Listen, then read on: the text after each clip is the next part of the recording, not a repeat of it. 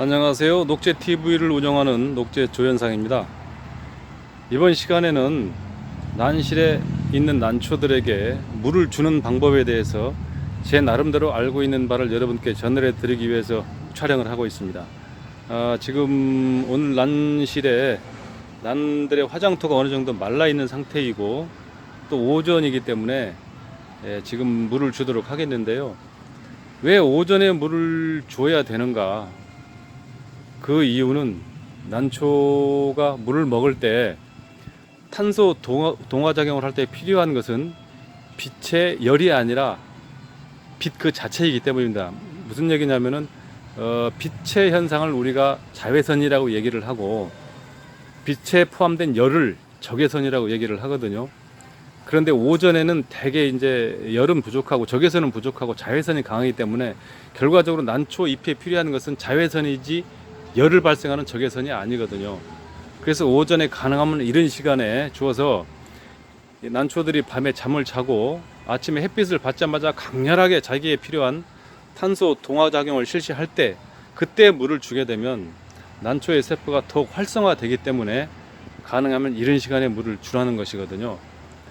물론 요즘 같은 여름철에는 날씨가 덥고 대기 온도가 높기 때문에 가능하면 온도가 낮고 빛이 적은 밤에 주라고 얘기하시는 분도 계시지만, 물론 그렇게 주게 되면 연부 현상이라든가 난초에 장애가 되는 이런 현상은 어느 정도 예방을 할 수가 있겠습니다. 하지만 난초가 빛을 받아서 탄소 동화작용을 해서 발부에 저장하는 포도당을 만들어내기 위해서는 빛이 절대적으로 필요하기 때문에 난 뿌리가 활성화되기 위한 이른 아침에 물을 주는 것이 난초의 생장에 큰 도움을 준다.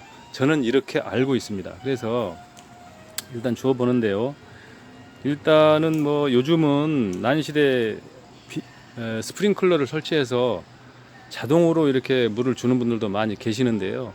제 생각은 조금 다릅니다. 왜냐하면 스프링클러를 주워 놓고 지 알아서 물을 먹겠지 또는 잘 자라겠지 이렇게 하는 것보다는 직접 난초의 물을 고온 물줄기로 하나하나 주어가면서 난초의 상태도 체크하고 어떤 이상이 있는지 잘 자라고 있는지 잎에 또 어떤 병균이나 깍지벌레나 개각충은 안 붙어 있는지, 참 깍지벌레나 개각충이 같은 얘기네요. 응애나 깍지벌레나 이런 것은 안 붙어 있는지 이것을 면밀히 파악하는 것도 굉장히 중요하거든요. 그래서 일단은 고온 물줄기로 보이시죠? 고온 물줄기로 이렇게 물을 주실 때 일단은 제일 먼저 물이 충분히 분 밑으로 흐르도록 이렇게 줍니다.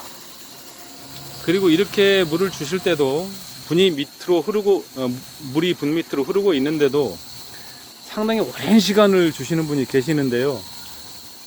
제가 생각할 때는 그것은 그다지 큰 뭐라 그럴까요? 도움이 되지는 않을 것 같습니다. 왜냐하면 물을 장시간 주는 이유는 이 분 아래쪽에 있는 굵은 난석이 물을 충분히 흡수하도록 시간을 벌어주는 것이라고 생각이 되는데요.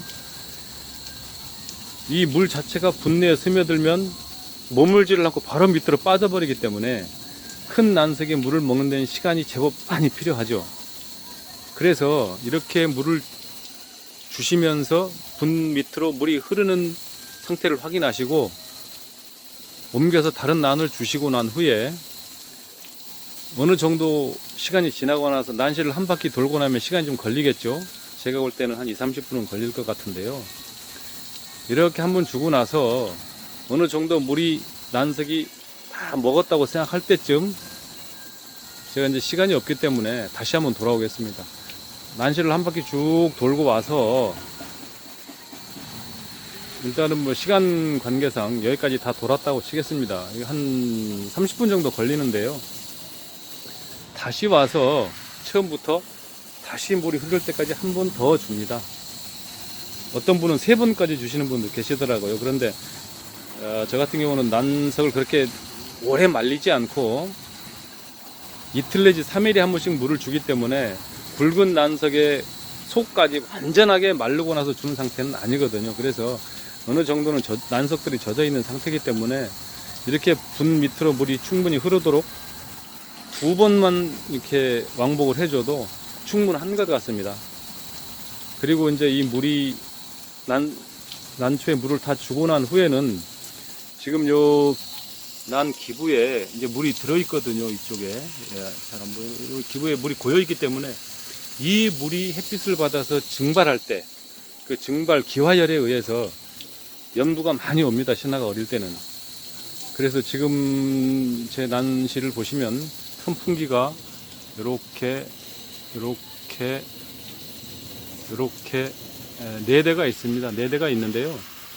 이 선풍기가 돌아가는 게 15분씩 타이머에 의해서